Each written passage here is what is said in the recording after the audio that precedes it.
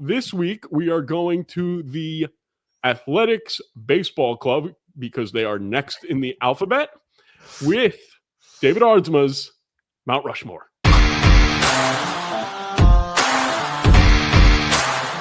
All right, so my very first player on the A's, their historical Mount Rushmore, we only get 4, which makes this one tough. Lefty Grove. Lefty Grove. I didn't know a lot about him before we started this whole thing, but you can watch the highlights right here. He's facing Babe Ruth, and he's making Babe Ruth look like an idiot. He's swinging out of his shoes. The dude obviously has some velo for back then. I don't know how hard he's throwing, but you got to look at it. He's throwing at least 90. I don't know. It's so hard to know on the velocity wise, but it looks like versus a lot of guys, he's actually really using his body. But this dude won 5 ERA titles with the A's, led the league in strikeouts for every 7 year that he was there. For the first 7 years he was with the A's, he led in strikeouts, won back-to-back World Series titles, 2 pitching triple crowns, earned an MVP, and was inducted in the Hall of Fame. Obviously, this dude was an absolute stud, and dude, that's incredible mechanics for today. You never see that in video. Like, you don't see that in video with guys, and there's a reason why he led the league in strikeouts, because he was pumping Ched probably. Yeah, he was, man, you look at the video and he just pitches differently than the players from back then. You could tell that he's a more modern style pitcher, and that's really cool to see. Yeah, so he's in the Mount Rushmore. Again, these aren't like 1 through 4 or anything like that, but this is just guys. Yes, all right, the next guy on David's Mount Rushmore, Mark McGwire. Yes. Big Mark McGwire, absolute stud. Mac, the dude revolutionized the game in the 80s when he came in, and like his power was just different, right? Him and Jose Canseco, the Bash brothers. Oh, dude, look at those forearms. And that was when he was small. Yeah, like when he was like compared to when he got a little older with the end of the years with Oakland and with St. Louis. The thing about him, like from a number standpoint with Oakland, there are guys that had better numbers over their career, guys that probably lasted longer. The thing about him for me is, and the thing about Mount Rushmore isn't necessarily they're the very best player to ever play for the organization. They had the most impact, and then his impact in the 80s and what he did with Bash Brothers and how he changed the home run viewpoint, absolutely incredible. All right, we'll get back to this in a second because you said some things that I don't want to bury the lead here. The next player on your list, Mr. October, who didn't do it in October for the A's, Reggie Jackson.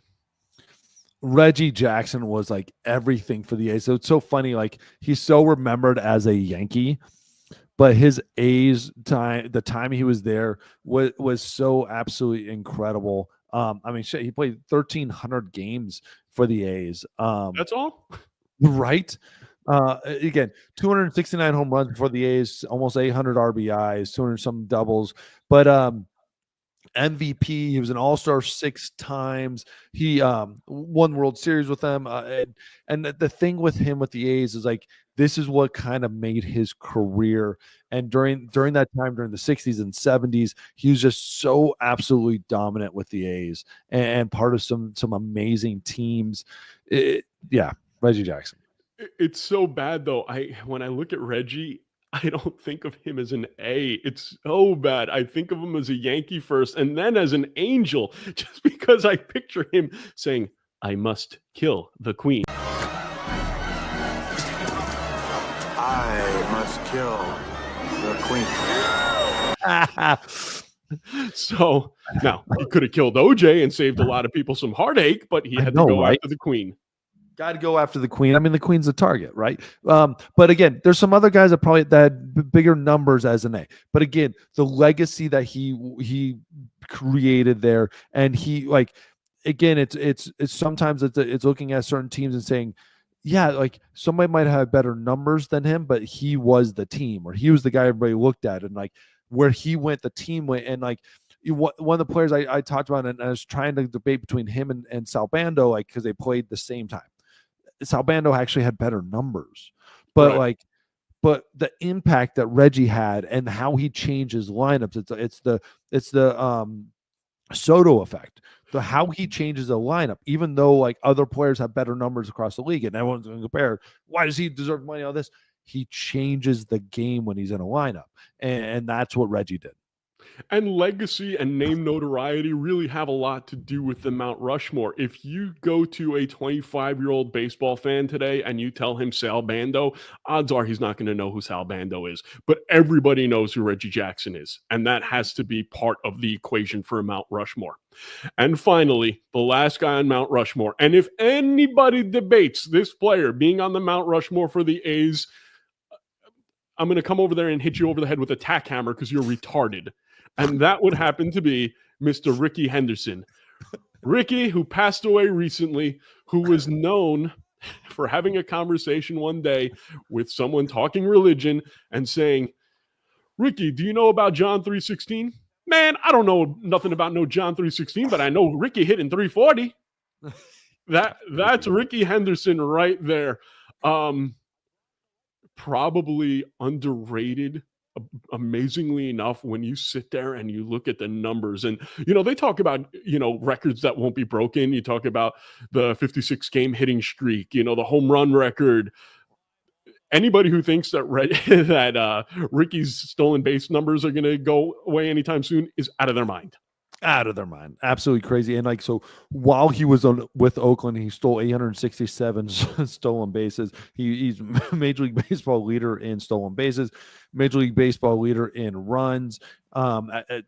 When he retired, absolutely incredible what he did. MVP.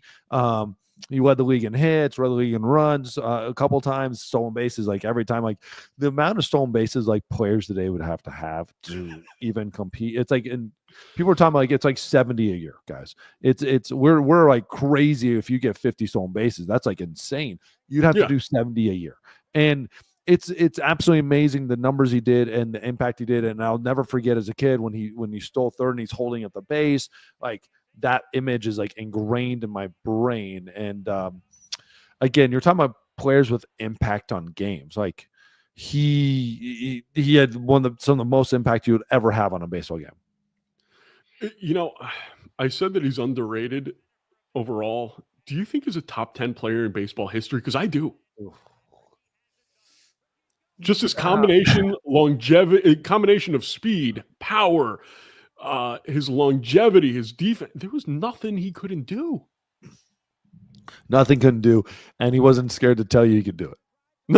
No. Hey, you talk about a guy with confidence. That's the guy right there. Yeah. The only problem that I have with your list is I might have taken Mark McGwire off, and I probably would have put Jose Canseco on. I think he had more of an impact for Oakland. First guy to go 40-40. I remember when the A's were in the World Series, they weren't looking at McGwire. McGwire was Robin to Canseco's Batman. I think he had a bigger impact than McGwire in Oakland. Guys, in the comments, please let me know what you think about that. Go onto the comments later on. Tell us what you think about the Mount Rushmore, and would you put Canseco on that Mount Rushmore? I am a big Jose Canseco fan. I'm not an apologist for that. The guy was a great baseball player, and was honest. Everybody wanted to badmouth him, wanted to blacklist him, but the dude was honest later on in his career when he was talking about the steroids.